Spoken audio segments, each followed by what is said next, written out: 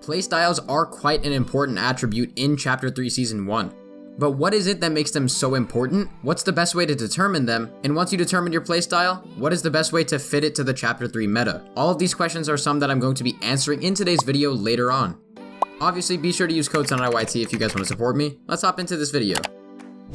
So first, I do want to go over what type of playstyle works best this season. This is the first question that I'm going to be answering. And essentially, this season, the best playstyle is most definitely an aggressive hybrid player who is able to W key and win their fights with ease, but also be a smart player and understand when it is best to be passive.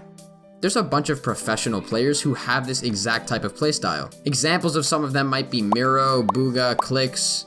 All of those players are going to be prime examples of hybrid players that are the best types that you guys should try and study. And now that you know what type of playstyle works best this season, let's go over how to determine your current playstyle and see how you can get to this one. So in terms of how to determine your playstyle, you should honestly just try and play a series of scrims or tournaments. After that, you're going to want to look to your match history and look at the amount of kills you have, when you get them, when you rotate, and how you win your matches if you do win any at all.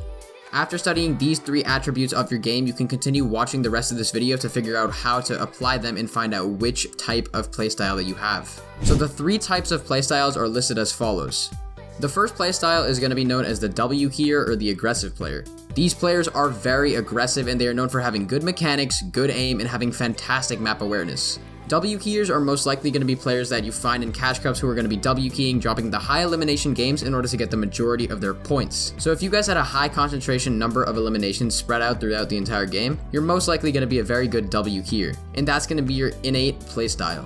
You're this type of player also if you prefer W keying in your games over passive play.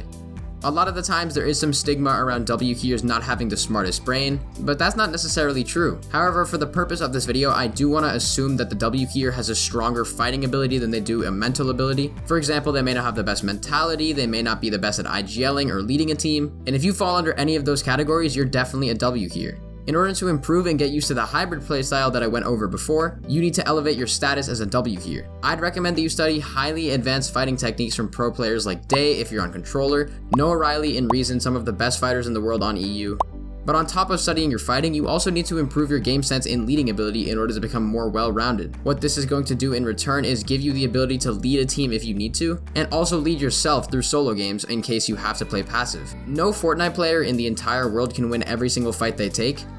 Moving on to the next type of playstyle, this is going to be known as the passive playstyle. Now this playstyle, like the W keyer, has its pros and its cons. Most people with the passive playstyle will not like to take fights, and most of the time they're not going to be the greatest fighters. Most probably these players are able to have good game sense and are able to traverse the map quite well.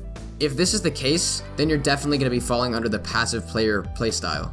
You are also like this if you rarely take fights and struggle when you're being W keyed. A very common theme right now in Fortnite is that there's a bunch of players who are very good W keyers, however they struggle when being W keyed. They struggle to win the fight when the other player is being aggressive on them. And in order to elevate your status as a passive player, you can study fighting techniques from the world's best players like I went over before, and you can also improve to become the more well-rounded player. What you can do here is also continue to work on your game sense. I'd recommend you guys VOD review your games, set up a note sheet, and be sure to watch many of YouTube tutorials such as my own when you guys are trying to learn how to fight in IGL and lead. If you're a passive player who learns how to properly play the game correct, you can become one of the best playstyles, which is the one that I'm going to be going over next. Now the third and final playstyle that I will be going over is the hybrid playstyle. This is the playstyle that I personally fall under, and hybrid players are known as the best of both worlds. They are good fighters, but also smart and passive when they need to be. The hardest part about being a hybrid player is understanding when and when not to take a fight. And the reason that so many players don't do as well in game modes where that decision making is required is because they don't really understand when is the correct time to take a fight and when isn't. Even if they're being W keyed, most players don't acknowledge that they have the resources to run away, but most of the time they just won't do it because they're either scared or they just lack the knowledge. Most of the time, you're going to be this player if you W key and play passively evenly in all of your matches. In order to elevate your status as a hybrid player, which is very doable, you need to study very good hybrid players such as Miro, Clix, Bugha. The list honestly goes on and on, but the whole point is that you need to study all of these players to understand a highly advanced playstyle of both sides.